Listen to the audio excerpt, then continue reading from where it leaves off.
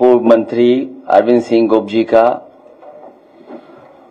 उनके साथ बड़ी संख्या में सभी समाजवादी पार्टी से जुड़े समाजवादी साथियों का बहुत बहुत धन्यवाद और आभार प्रकट करना चाहता हूं। मैं आपके माध्यम से और मीडिया के माध्यम से आज महाराणा प्रताप जयंती के शुभ अवसर पर पूरे प्रदेश और देशवासियों को बहुत बहुत बधाई और बहुत बहुत शुभकामनाएं देना चाहता हूं।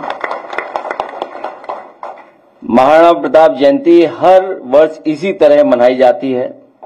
जहां कहीं भी हम लोग कार्यक्रम में होते हैं या आज के समय पे जो सोशल मीडिया का प्लेटफॉर्म है उसके माध्यम से भी हम लोग शुभकामनाएं और बधाई और लोगों से जुड़ने का प्रयास करते हैं। महाराणा प्रताप जी के बारे में कोई ऐसा नहीं होगा जो नहीं जानता होगा। वो हमेशा हमें और आपको प्रेरणा देते रहे हैं। त्याग, बलिदान, वीरता का, शौर्य का। हमारे देश के समाज में अगर सबसे ज्यादा प्रेरणा कोई दे रहा है तो महाराणा प्रताप जी से हम लोगों को प्रेरणा मिलती है। न केवल इस पीढ़ी को और आने वाली पीढ़ियों को भी इसी तरीके से प्रेरणा देते रहेंगे। जहां तक महाराणा प्रताप जयंती के शुभ अवसर पर सम्मान में हम लोगों ने एक दिन का अवकाश दिया था, जयंती के अवसर पर छुट्टी की थी। आज हमारी मांग है सरकार से कि जब हम आप सब मिलकर के उनका शौर्य, उनका बहादुरी, उनका साहस, उनका बलिदान, त्याग याद कर रहे हैं तो कम से कम भविष्य में 2 दिन की छुट्टी जरूर की जाए, जिससे एक दिन तैयारी हो सके और दूसरे दिन हम लोग बहुत खुशी और बहुत उत्साह के साथ मना सकें। हालांकि चौराहे पर और जगह उनके सम्मान में प्रतिमा लगी है। जो लोग वहां से निकलते होंगे, जाते होंगे तो हमेशा प्रेरणा लेकर के और इंस्पायर होकर के जाते होंगे। मैं आज के दिन लखनऊ की सबसे प्रतिष्ठित जगह जो भविष्य में बनेगी, न केवल लखनऊ की बल्कि देश की मैं कह सकता हूं, यही हमारा रिवर फ्रंट, जहां पर और महापुरुषों को हमने सम्मान देकर के उनके नाम पर पार्क बनाने की घोषणा की है। वहीं मैं आज अपने सभी लोगों को भरोसा दिलाता हूं कि देश की सबसे अच्छी प्रतिमा अगर कहीं लगेगी तो समाजवादी लोग मिलकर के इसी रिवर फ्रंट पर लगाने का काम करेंगे। न केवल उनके लिए प्रतिमा से सम्मान देने का काम करेंगे, वहीं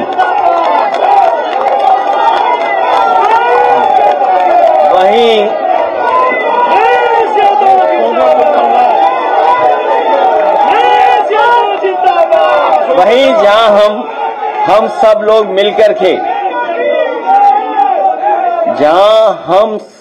मिलकर के आज ये संकल्प ले रहे हैं, समाजवादी सरकार बनने पर रिवर फ्रंट जो सबसे महत्वपूर्ण स्थान बनेगा, लोगों के जुड़ने का, लोगों के आने जाने का, लोगों को समय गुजारने का सबसे खूबसूरत जगह बनने जा रही है और बनेगी। न केवल उनके सम्मान में वहां पर सबसे सुंदर प्रतिमा लगेगी, बल्कि उनके हाथ में जो तलवार होगी वो चमकती हुई होगी, सोने की होगी।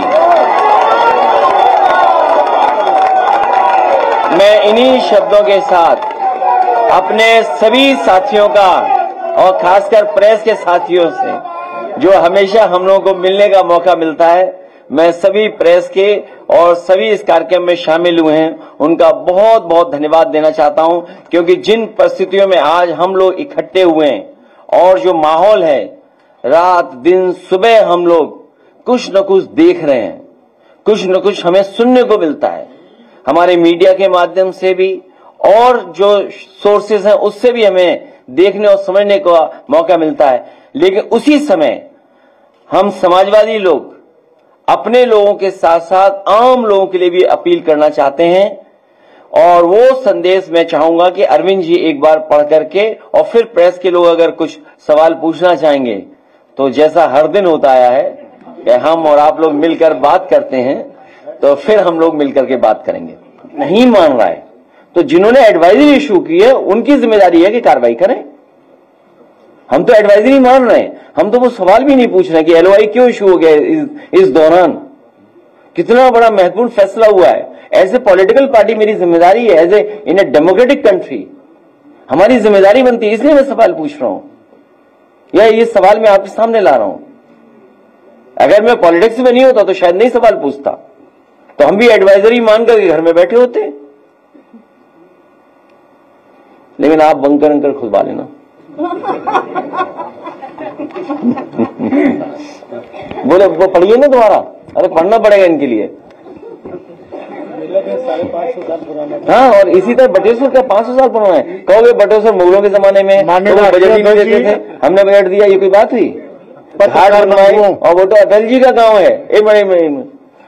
सोचिए भारतीय जनता पार्टी को अटल बिहारी वाजपेयी जी के नाम पर लोक भवन कर दिया, हमें कोई दिक्कत नहीं, वहां प्रतिमा लगी उनकी, स्टेडियम कर दिया जहां आज मैच होगा।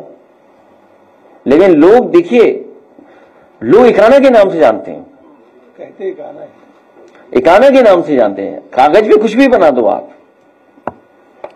उनके गांव में क्या किया सरकार ने बताओ। हम आपको भरोसा दिलाते हैं, ये जो यूनिवर्सिटी बनी है ये हम लोग लेकर के चले जाएंगे वहीं पर उनके गांव में। और उनके मेले लगता था वहां 500 साल पुराना, वो भी मेला है बटेश्वर, गूगल करके देखिए। कोई गूगल करके बताओ कि कितना पुराना था बटेश्वर मेला, उसको ही बंद कर देगी बीजेपी एक दिन। तो 550 साल पुराना, ये भी 550 जो मैं बता रहा हूँ बटेश्वर वाला। इसमें 40% हिंदू जाते हैं। नहीं, वो सब जाते हैं, कारोबार सब जानते हैं, दुकानें सबकी होती हैं। अरे यही नहीं पता झूला कौन लाया है, झूल कौन रहा है। भाई मुख्यमंत्री झूले नहीं, न झूले से लेना देना उन्हें कोई। कितने साल पुराना है? हाँ देखिए आप, बटेश्वर 700 साल पुराना है। अब कब आए थे अंग्रेज, कब आए थे मुगल, चले गए सब। अब तो आजाद हो गया, अब संविधान है और लोग आज भी जुड़ते हैं वहां पर, और सब जुड़ते हैं वहां, ऐसा नहीं है। तो अगर इन्हें पता लग जाए कि 700 साल पुराना है मेला वहां, तो ये सरकार जाके उसको ही बंद कर देगी। सैफई मेला ही बंद हो चुका है, लेकिन गोरखपुर मेला चल रहा है। सुना है वहां पर कुछ और तरह के कार्यक्रम हो रहे हैं, लेकिन हमारे प्रेस के साथी उनका वीडियो नहीं दिखाएंगे। मैं अपने प्रेस के साथियों से कहूंगा कि इस समय बहुत लोग टीवी देख रहे हैं, सोशल मीडिया देख रहे हैं, उस गोरखपुर के मेले का भी कुछ वीडियो दिखाइए सबको। सोशल मीडिया दिखा रहे हैं, भयभीत है, तुम तो बिल्कुल भयभीत नहीं दिखे। अरविंद जी पढ़िएगा। हाँ दोबारा। माननीय राष्ट्रीय अध्यक्ष जी, सम्मानित मंच, पत्रकार बंधुओं और इस सभागार में उपस्थित बंटी राव बहादुर साथियों, हमें अपने देश की बहादुर सेना पर गर्व है। हम सब देश के साथ हैं। संकट का समय समझदारी की और भी अधिक मांग करता है। सभी देशवासियों से अपील है कि किसी भी अपुष्ट समाचार